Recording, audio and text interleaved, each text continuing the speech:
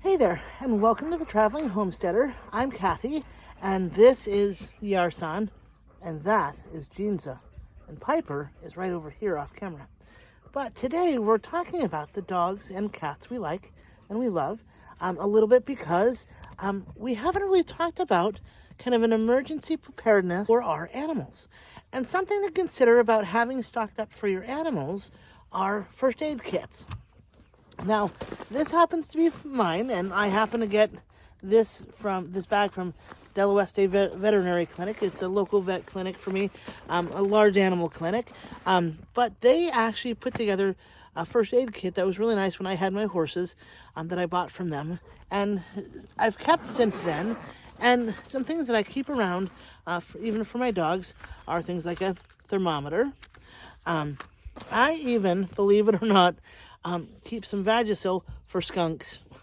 My dogs, I've gotten enough skunked dogs to know that I found out from a husky breeder in Connecticut that this helps the best for skunk smells. And you just simply put it on, put the powder on at least once, a nice load of powder on with maybe a second batch of powder, and it usually helps take away the skunk smell.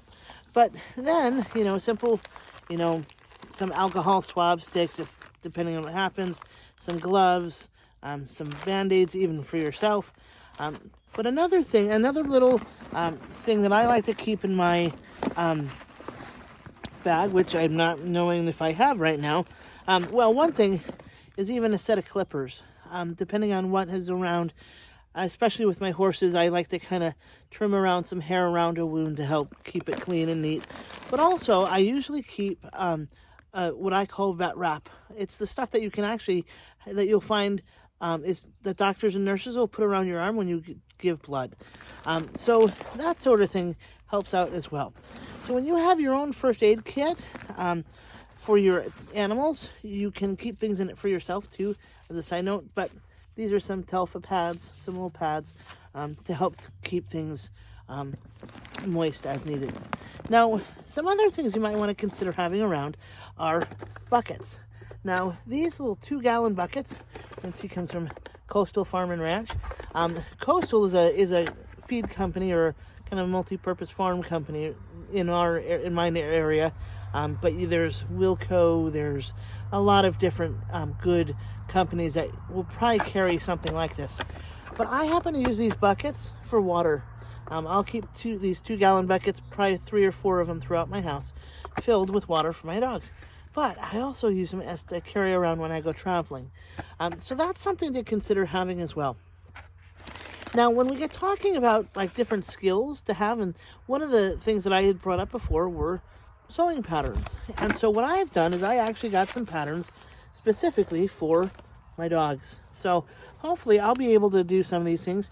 In fact, a friend's birthday is coming up this weekend, and she has some cats. So I was thinking about making her one of these. So see, you can even give them as gifts.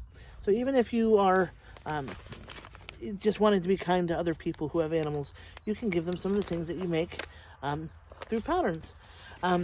But 2 last things that I might suggest for having around for your pets are these handy-dandy brushes. These are called Furminators. Now, I happen to have them in 2 sizes, and I initially got them for my horses, but found that especially with my dog from China, he's just got a ton of hair, and these help out with kind of helping with hair control. And so I think when I got these, they ran about $35 a piece. I think this was the more expensive at about $35, and that was several years ago, at least 5 years ago. So now with inflation and all, it's probably gone up in price. But the last thing that I like to keep around for dogs, especially when, like where I live, it's out in the country, they tend to roll in things. And having these little baby wipes actually really helps out a lot. Because then if they, my dogs like to on occasion roll and poop. Deer poop is really appealing sometimes, and it stinks to high heaven. So these come in handy when they can just wipe them off without having to give them a full bath.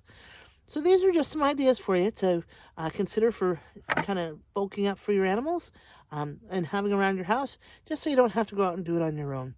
So with that in mind, if you have any questions, put them down below. Questions, comments, concerns. And if you want, keep remembering to subscribe if you haven't already. And remember, The Traveling Homesteader and Gyroscope Farm are both online through YouTube. And come back as you can. It's always great to have people come. And in fact, I just, on my last video, saw 2 of my students from when I was teaching in middle school. They found me. Yay, Lacey and Bobby. That was awesome to see you guys. So I hope you guys all have a good day. And remember, come on back and check us out for more videos on homesteading, on self-reliance, and other things that you can do to be more independent. Hope you have a great day.